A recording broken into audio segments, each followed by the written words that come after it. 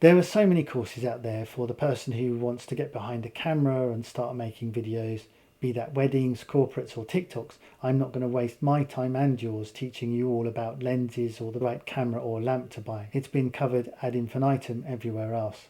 I'm assuming you've already got far enough to know how to make a short. You've worked your way around cameras and lighting to know either you know or you know someone who knows. I don't care if you shoot it on a bar of soap. If you can get a good enough image and find a way to save it, then use that. And let me know on the Facebook page what brand of soap you're using, because I'm definitely interested. If your movie is good enough, people will want to watch it. And if it's really good enough, someone will come along with a bunch of money and pay you to film it all again on a Red.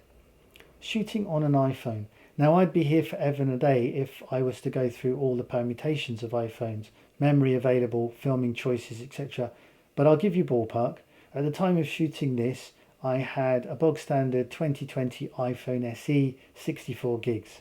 Nothing to write home about, and there's certainly plenty out there that would knock this thing out of the park on all aspects. Now, I've got 20 gigs available, so that's what my phone would start to use to store video should I start filming. But shooting 1080p at 30 FPS, I still get in over an hour of raw footage. There's no way I'd ever test that. I'd shoot a bit, then offload it onto a Mac or a drive, so freeing up the space again. But that's still a sizable chunk of time available to me shooting on a newer phone at only 24 or 25 FPS, depending on where you are in the world. Even on 4K, you'd get hours. I'll put a link to iPhone filming in the info below for anyone at all interested.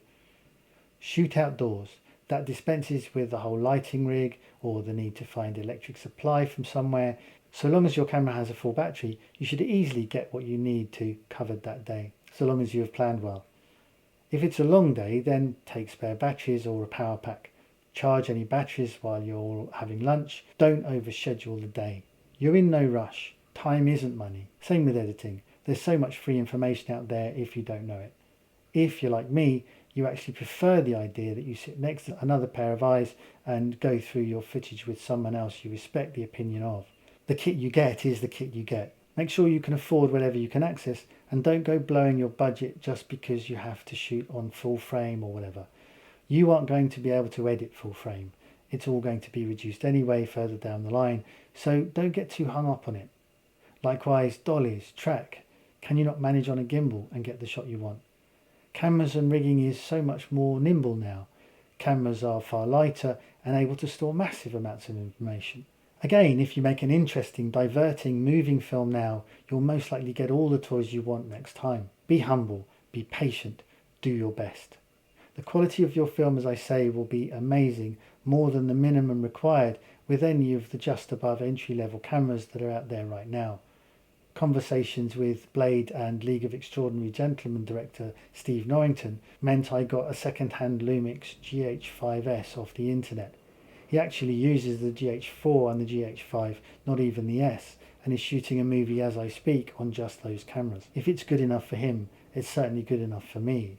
I just didn't want to have to hire, knowing that within a couple of days I could have bought something for the same money. It's what I've been using to shoot most of these videos on, though I've had to learn how to, being used to a DP previously. The point is, it's definitely a camera I could shoot a movie on and not be worried for the quality. But any comparable Canon, Sony, whatever, is going to do just as well. Of course, the moment a newer version comes out, the cost of the earlier one drops considerably, and I know, for instance, the GH6 has just been launched. It really doesn't need to be the latest Arri or Red with all the associated costs, is what I'm saying. There are courses and apps to turn an iPhone into a shooting camera. Look into it, if that's in your budget. Don't allow kit to be the thing that holds you back. Two pieces of kit quite new to the scene worth noting are, as I say, the gimbal, but also the drone. You can get 4K drones these days that again aren't silly expensive. Some of you know may already have one. You need to be aware of fly zone restrictions and safety aspects near people, but they're a brilliant way to get your production value sky high.